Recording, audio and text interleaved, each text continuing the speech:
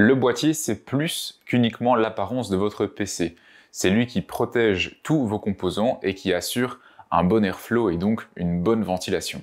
Il en existe de plusieurs couleurs, tailles, avec des spécificités techniques différentes qui permettent de faire des builds PC uniques. Une bonne configuration performante, puissante dans un mauvais boîtier avec un mauvais airflow peut entraîner une baisse de performance et faire qu'au final, la configuration est mal pensée, mal optimisée et résulter en, comme je l'ai dit, une baisse de performance, voire même d'endommager les composants ou en tout cas de diminuer leur longévité sur la durée. Quels sont les différents éléments à prendre en compte lorsqu'on choisit le boîtier de son PC ? Premièrement, il y a la taille et la compatibilité. Il faut s'assurer de prendre un boîtier PC dans lequel on pourra faire rentrer sa carte mère, ou alors si on décide de faire tourner sa configuration autour du boîtier PC, et bien après il faudra veiller aussi à prendre une carte mère au format adéquat qui rentrera dans le boîtier qu'on a choisi. Il faut également faire attention à ce que le boîtier soit suffisamment grand pour laisser de l'espace pour la carte graphique. Des boîtiers assez petits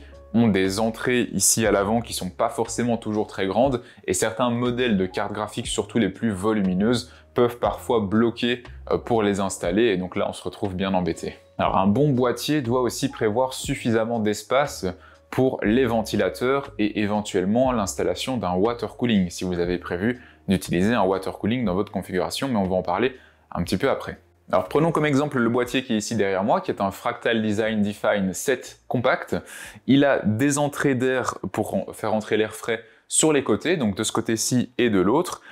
Il y a des ventilateurs à l'avant qui s'occupent de pousser l'air frais en fait dans le fond du boîtier et l'air qui est généré au niveau de la carte graphique et au niveau du processeur qui est plutôt chaud à ce moment-là est extrait par le dessus et par l'arrière via justement le top, ici le panneau en fait métallique qui se trouve au-dessus du boîtier. Lui, il est Meshify ou mesh parce qu'il est en fait perforé sur tout le dessus. C'est ce qui permet d'installer un water cooling sur ce PC avec le radiateur en position top, donc en haut du boîtier, pour extraire l'air chaud par le haut. Concernant la gestion des câbles, eh bien, ça peut aussi être un élément qui va faciliter votre choix, puisque si vous comptez surtout monter votre PC vous-même, un bon boîtier peut avoir un système de gestion de câbles incorporé avec des gaines prévues à cet effet qui vont faciliter le montage.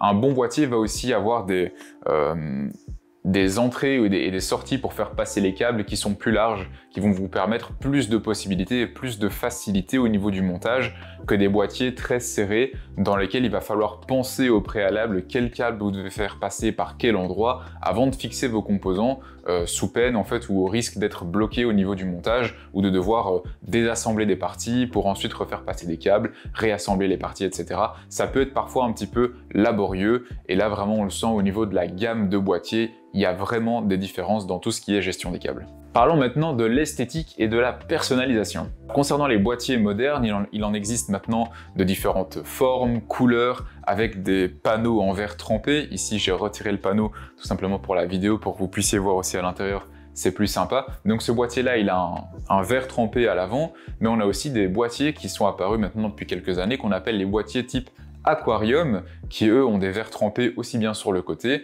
que au-dessus et même parfois la face avant. Le choix du boîtier, c'est toujours quelque chose de très personnel puisque ça va dépendre premièrement de notre utilisation. Certaines personnes qui travaillent en studio, qui portent pas vraiment d'importance à l'esthétique par exemple de leur PC, mais plutôt à l'insonorisation, vont peut-être opter pour des boîtiers haut de gamme fermés, avec des mousses acoustiques à l'intérieur, quelque chose de bien insonorisé justement pour éviter tout bruit superflu, tandis que d'autres personnes qui font plus attention à l'esthétique justement de leur boîtier vont opter pour des boîtiers aquarium avec beaucoup de RGB, une bonne gestion des câbles, même des options de personnalisation supplémentaires même au niveau du câblage, etc. pour rendre leur build vraiment unique et avoir un design qui leur plaît vraiment. Finalement, en conclusion, un bon boîtier, il a pour rôle de bien protéger vos composants tout en les gardant au frais et en correspondant finalement à vos goûts en matière d'esthétique ou en tout cas à ce dont vous avez besoin. Le petit plus que j'ai pas encore abordé, si vous comptez installer plusieurs disques, que vous utilisez encore des anciens formats de disques SSD ou plusieurs disques durs HDD, regardez un petit peu à l'avance le boîtier que vous comptez choisir parce que les différents boîtiers offrent aussi différentes options de personnalisation et d'emplacement. Il n'y a pas le même nombre d'emplacements dans les différents boîtiers. Les boîtiers qui sont généralement beaucoup plus grands offrent la possibilité d'installer beaucoup plus de disques et vont parfois voire souvent correspondre à des utilisations un petit peu plus spécifiques. Mais voilà, en tout cas, les grands boîtiers peuvent aussi très bien servir à installer par exemple un water cooling.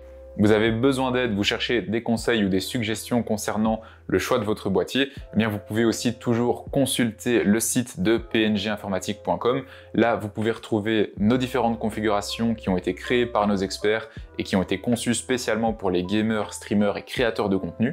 Et si vous voulez recevoir des conseils personnalisés, vous pouvez toujours passer par notre page de contact, nos différents réseaux sociaux et même notre Discord qui vient d'ouvrir tout récemment. Vous trouverez évidemment tous les liens en description. Abonnez-vous, mettez un pouce et un commentaire et nous on se retrouve très bientôt pour parler d'un autre composant.